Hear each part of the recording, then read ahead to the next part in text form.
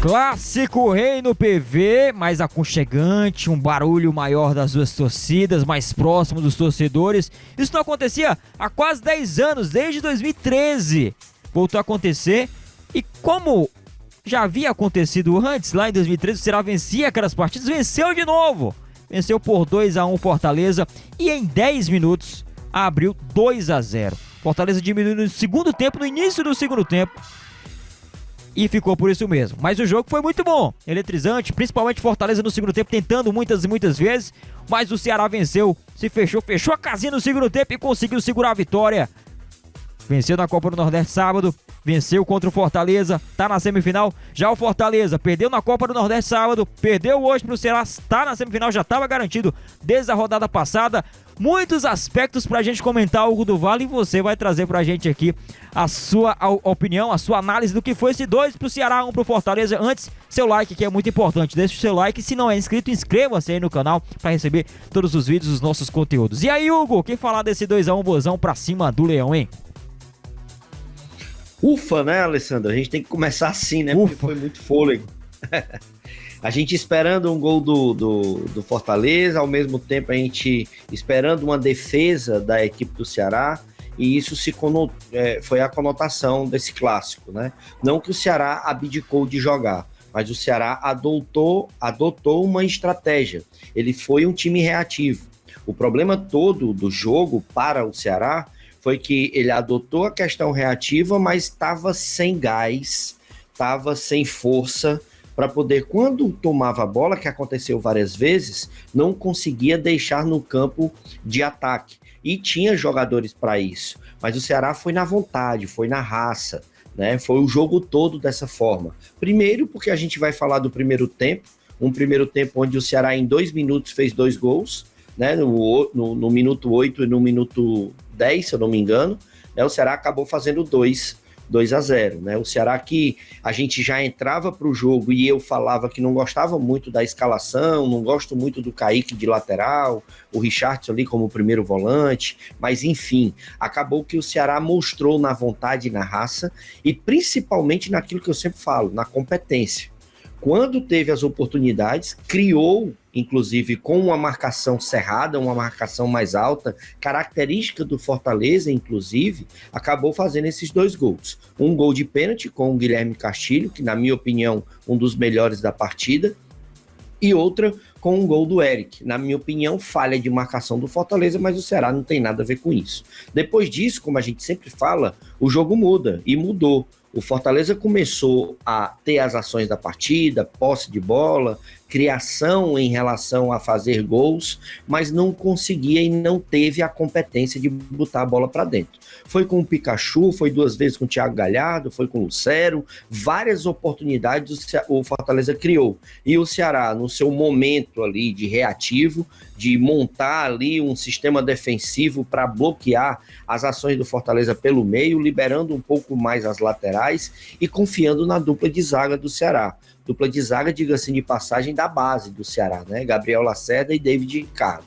Formaram a dupla do Ceará hoje, que no começo da partida todo mundo estava bem preocupado, mas foram eficientes. O Fortaleza avançou. Fortaleza jogava quase todo, a linha de zaga, por exemplo, chegou no círculo do meio-campo, mas passando do meio, enquanto o Ceará adotou a marcação na sua intermediária para trás. Eu falava na hora da transmissão, acho isso um pouco arriscado para o Ceará, e dando espaço para o Fortaleza, que tem jogadores de qualidade. Chegou um momento que o Vojvoda disse, não, jogadores de qualidade eu vou diminuir mais e vou preencher jogadores dentro da área do Ceará, que na minha opinião funcionou. Ele só não contava, por exemplo, com uma bela partida da defesa do Ceará e também com a incompetência dos seus atacantes. A gente tem que colocar na conta, porque futebol é isso, é competição, é competitividade. Ganha quem for mais competente. E o Ceará foi mais competente defendendo do que o Fortaleza atacando.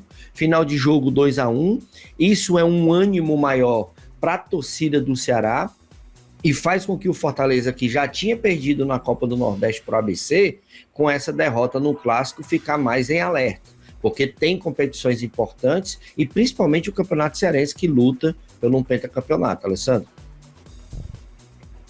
Rapaz, tem um pentacampeonato em jogo, tem o Ceará tentando voltar às conquistas do Campeonato Cearense, né? Teve a declaração polêmica do Tinga no final, a gente escutou aqui. E é isso, Clássico Rei que não termina no apito final, segue, é a maior rivalidade do nosso futebol. E vamos lá então pro nosso raio-x, né? Saber quem foi o melhor, quem foi o pior do jogo aqui deste Clássico Rei. 2 pro Ceará, 1 pra equipe do Fortaleza. É só tocar a vinhetinha, meu DJ. Os melhores e os piores do jogo. Raio-x da Torcida K. De bate pronto pra você, o melhor do jogo, Hugo do Vale. Alessandro, na minha opinião, a gente teve vários jogadores hoje que se sobressaíram, tanto pelo lado do Fortaleza quanto pelo lado do Ceará. Sim. Falei do Guilherme Castilho, que foi escolhido pela transmissão. Falo também do Caio Alexandre, que na minha opinião é o maestro dessa equipe do Fortaleza, o Pochettino nem tanto. Mas hoje, até por justiça, e eu que sou um crítico desse jogador, acho que ele foi muito bem, inclusive capitão da equipe do Ceará, que foi o Richarlison. O Richarlison hoje tomou conta do meio-campo, né, fez a função direitinho do primeiro volante, como a gente pede, né, que ele guarde mais posição, ele fez isso. Para chegar um pouco mais leve na hora das marcações, ele chegou, não fez tantas faltas, e por incrível que pareça, né, assim, para poder combinar com o que eu tô falando, o Ceará fez várias faltas ali próximas da área, nenhuma foi o Richarlison. Verdade. Ele que foi amarelado, né? Mas nessas faltas aí pertinho da área, como você falou, não cometeu nenhuma. Ele foi o melhor. E assim, ó, deixa eu só aproveitar, sim, né? Tem a deixa, né? A gente vai aproveitar a deixa. Você falou, ele levou um amarelo, né? Sim. E numa falta providencial. Se o Richarlison não faz aquela falta, é o que a gente pede, tanto para Ceará como para Fortaleza ou qualquer time, a hora de fazer a falta é ali, matando no meio campo. Se você deixa mais próximo, ou você não consegue fazer a falta, ou você faz a falta muito próxima da área, onde tem batedores de qualidade. Então ele fez, até o cartão que o Richarlison levou hoje, foi bem. Então tá aí. E o pior, Hugo do Vale, eu sei que também é uma missão difícil, o cara que não tava na noite hoje, não tava inspirado, não foi o dia dele, acho que eu até sei quem você vai falar, quem foi, porque você citou durante a transmissão, eu vou deixar pra você completar isso aí. Assim como teve jogadores muito bem dentro da partida, a gente vai citar alguns jogadores que não foram tão bem. Pelo lado do Ceará, eu vou citar o Giancarlo, né? Esse jogador não foi bem hoje, entrou, né, com uma função inclusive importante, entrou no lugar do Guilherme Castilho, que estava com muito mais intensidade de marcação. E o Giancarlo, eu falava, um jogador para segurar mais a bola lá na frente e tal, e ele não fez. Entrou mal, levou cartão, poderia ter sido até expulso se aquela pancada que ele dá no Caio Alexandre, né, pega o cotovelo no rosto e aí por aí vai. Pelo lado do Fortaleza, 2 nomes realmente foram muito mal, né, e um deles é o que é o meu escolhido. Eu fiquei na dúvida entre o Bruno Pacheco e o Sebadios, mas não dá para poder a gente não colocar na conta do Sebadios, infelizmente, porque fora a falha nos gols, ainda teve falhas que poderiam ter gerado gols ao Ceará. Então, meu voto vai para o Sebadios. Treinador por treinador, pra gente fechar aqui esse raio-x antes do último ponto do nosso pós-jogo. Morínigo ou Vojvoda? Cara, que pergunta difícil. Porque foi assim, muito apertado, né?